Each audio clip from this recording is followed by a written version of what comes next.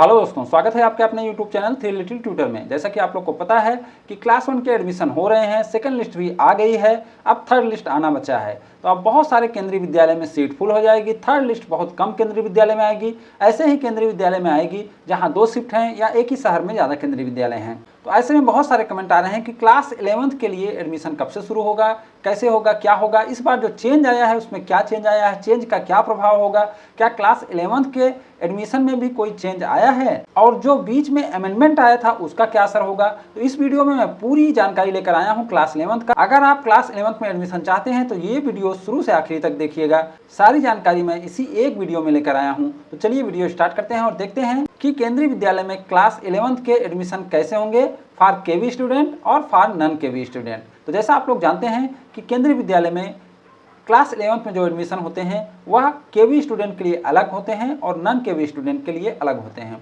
तो मैं दोनों को शामिल किया हूं और दोनों ही बताऊंगा। तो चलिए वीडियो स्टार्ट करते हैं।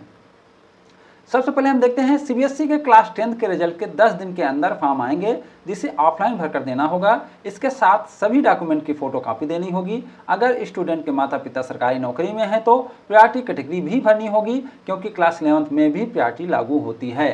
तो जैसे ही सीबीएसई के 10 के रिजल्ट आएंगे उसके 10 दिन के अंदर सभी केंद्रीय विद्यालय को नोटिस निकाल कर बताना होगा कि उनके यहाँ कितनी सीट है, कैसे एडमिशन होगा, कब से फॉर्म भरे जाएंगे, कब तक फॉर्म भरे जाएंगे, ये पूरी जानकारी उनको देना होता है। ये जानकारी आपको केंद्रीय विद्यालय के स्तर से मिलेगी, यानी इसका कोई सेंट्रलाइज नोटिस नहीं आता है। ये अलग अलग केंद्रीय विद्यालय अपनी अपनी वेबसाइट पर अपने अपने केंद्रीय विद्यालय के सूचना पट पर निकालते हैं। तो आपको अपने केंद्रीय विद्यालय में जाकर पता करना होगा या तो उसकी वेबसाइट पर देखना होगा। क्लास 11th के लिए 2 तरह के फॉर्म आते हैं।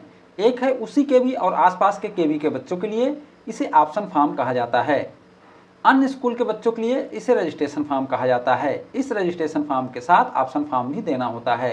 तो जैसे केवी स्टूडेंट या नेबरिंग केवी स्टूडेंट के लिए जो फॉर्म आता है उसे ऑप्शन फॉर्म कहा जाता है क्योंकि बच्चे उसी केंद्रीय विद्यालय के होते हैं या आसपास के केंद्रीय विद्यालय के होते हैं। तो उनसे ऑप्शन लिया जाता है कि वह कौन सी स्ट्रीम चुनना चाहते हैं। और अन्य स्कूल के जो बच्चे होते हैं उनसे रजिस्ट्रेशन फॉर्म भराया जाता है और ऑप्शन फॉर्म भी उसी में रहता है क्योंकि उनसे पूरी जानकारी ली जाती है, जबकि जो उन्हीं के केंद्रीय विद्यालय के बच्चे हैं उनसे पूरी जानकारी नहीं ली जाती है। इस बार एक चेंज ये हुआ है कि जो नेबरिंग केवी के स्टूडेंट होंगे उनका एडमिशन तभी होगा जब उनके केंद्रीय विद्यालय में क्लास 11th का स्ट्रीम ना हो, तभी होगा। तो इस बार नेबरिंग केवी के लिए एक चेंज हुआ है।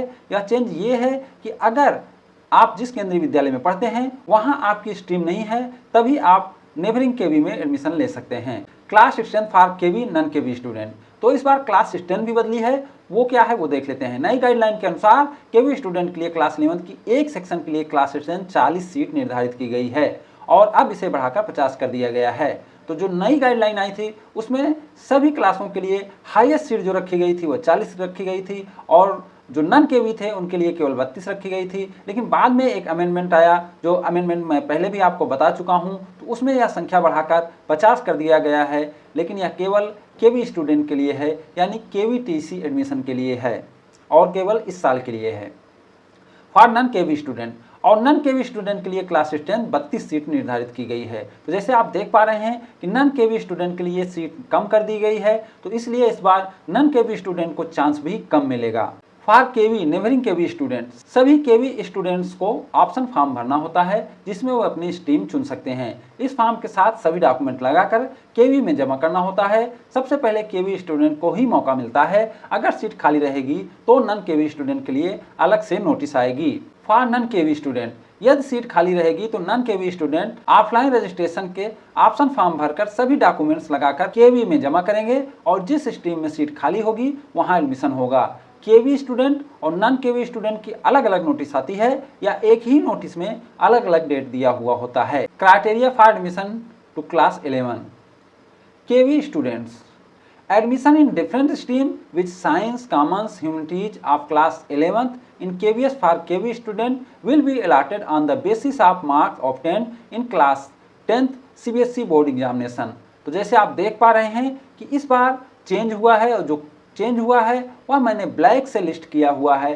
पहले यहाँ था कि आप साइंस लेने के लिए आपके पास 60% होना चाहिए, कॉमर्स के लिए 55% होना चाहिए और ह्यूमैनिटीज के लिए केवल आपको पास होना चाहिए था। लेकिन इस बार ऐसा नहीं है। इस बार आपको मेरिट बनाया जाएगा तो मेरिट के अनुसार आपको लिया जाएगा। मार्क आपके कुछ भी हो सकते हैं, लेकिन मेरिट के हिसाब से लिया जाएगा। तो आप अपने हिसाब से साइंस भी मांग सकते हैं, कॉमर्स भी मांग सकते हैं, लेकिन जो अलॉटमेंट होगा वह CBSE के बोर्ड के एग्जाम के मार्क के आधार पर होगा। Non KV student, if seat remains vacant in class 11 even after admitting the children of KV neighbouring KVs, then the admission to non-KV children may be granted on the same criteria as stated above for the KV student in the sequence of categories of priority। तो बोल रहे हैं कि अगर KV और neighbouring KV के admission के बाद भी सीट खाली रह जाती है तो नॉन KV चिल्ड्रेन का एडमिशन होगा और उसके लिए क्राइटेरिया सेम रहेगा और प्रायोरिटी भी लागू होगी। एज, क्लास 11th के लिए कोई एज निर्धारित नहीं है, यानी आपकी एज कुछ भी हो सकती है, लेकिन आपको क्लास 10th पास होना चाहिए और बीच में कोई ब्रेक नहीं होना चाहिए। अब हम आपको गाइडलाइन में जो चेंज हुआ है और जो बाद में गाइडलाइन में अमेंडमेंट आया है वो दोनों चीज़ें दिखा देना चाहता हूं। तो चलिए हम उसका PDF देख लेते हैं जो चेंज आया है। तो ये जो गाइडलाइन थी उसका है, सबसे पहले हम गाइडलाइन देखेंगे। तो गाइडलाइन में आप देख सकते हैं C में लिखा हुआ है, प्रिंसिपल में admit non KV children to class 11th only within the class 10th prescribed I-32 for fresh admission as per the priority category. Admission may be granted to fill up the vacant seat within the class strength prescribed in the table given at part A, para 5 and according to the order of priority category of the parents। तो इसमें बोल रहे हैं कि जो non KV student हैं उनका class 11th में एडमिशन 32 सीट तक ही होगा, यानी 32 सीट अगर फुल हो गई है तो उसके बाद उनका एडमिशन नहीं होगा। और बोल रहे हैं कि अगर सीट खाली रहती है तो प्रायोरिटी कैटेगरी के अनुसार एडमिशन होगा, लेकिन सीट खाली कैसी है, पार्ट A पैरा 5 के अनुसार अगर खाली रहती है। तो हम देखेंगे कि पार्ट A पैरा 5 जो था उसमें अमेंडमेंट हुआ है, तो हम अमेंडमेंट वाला देख लेते हैं।